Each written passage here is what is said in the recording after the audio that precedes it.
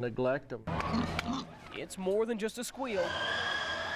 It's the sound of a commitment. You got to be able to commit yourself to be able to do it. Stratford senior Landon Luna spends more than just a couple of hours a day with his hog. In fact, it's at least an hour just to feed it and another to walk it. But he says all that hard work is worth it, mainly because winning a big show can mean big money for college. Like last year at San Antonio, the winner won $70,000, I think. It pays for college if you do good. While the money does keep Landon motivated, it's his dad that sees the other lifelong benefits. It's a lesson that goes beyond the arena, beyond waking up in the morning. It's a lesson of life. Yes. Just the responsibility of having to take care of things. He, you know, and the money side of it, he's had to learn to build a budget, and I think it'll help him a long time. This showing tradition does run deeper than just Landon. For these Stratford folks, it's a family commitment. Larissa, Landon's twin sister, showed sheep yesterday, and she says it's kind of fun competing against your brother. It's hard going in there thinking, oh my gosh, you know, if my brother beats me, he's going to rub it in my face. So I was like, well, you know, we go out there, and I was like, I'm going to beat you, you know. But all in all, as long as one of us wins, I really don't care.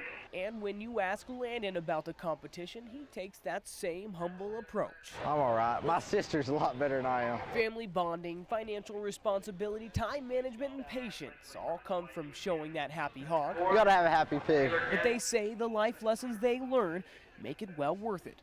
Chris Olson, Pro News 7.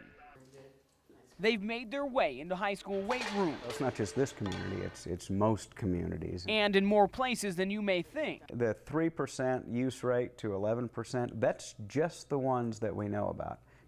There's certainly going to be more that we don't know about. It's the need to get bigger, faster, stronger, quicker, and their availability that brought them into the Panhandle. It's also the reason they're probably not going away. You can simply Google any one of these compounds or a pharmacy, and without ever seeing a physician, you can get these things over the internet, and there's no control whatsoever. Being readily available and becoming more quote-unquote socially acceptable are only two reasons why steroids and other performance-enhancing drugs have reared their ugly heads. But it's the competitive nature of athletics that will keep them around. You look at the competitive nature of football, bigger, faster, stronger, better.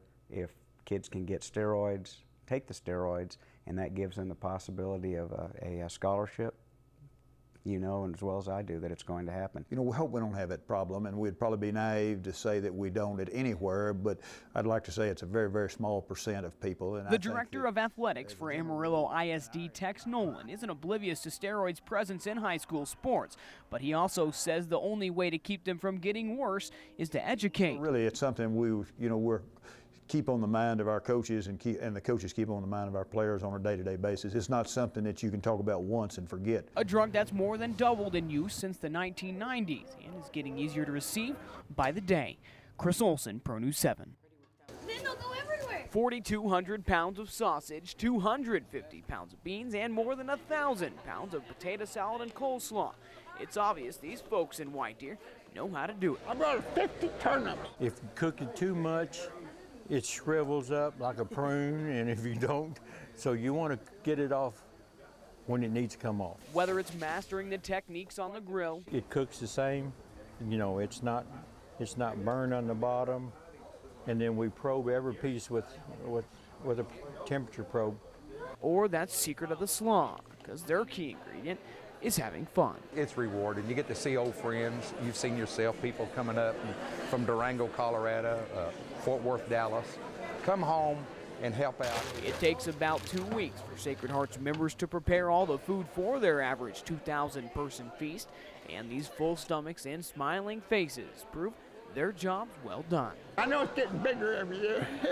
I don't know how they put it together. It's amazing. There is a lot of people, and if you look back there in the kitchen and see them all working and everybody around here, it's really a great feat. It's good for the church. It brings lots of people into town, and you see people that you haven't seen in 20 and 30 years. Coming from across the Panhandle to catch a taste of their special Polish recipe, no matter what Mother Nature has to hold. Even in the rain, sleet, or snow, or beautiful weather, it seems like we always get our crowd. Year after year after year. Chris Olson, Pro News 7.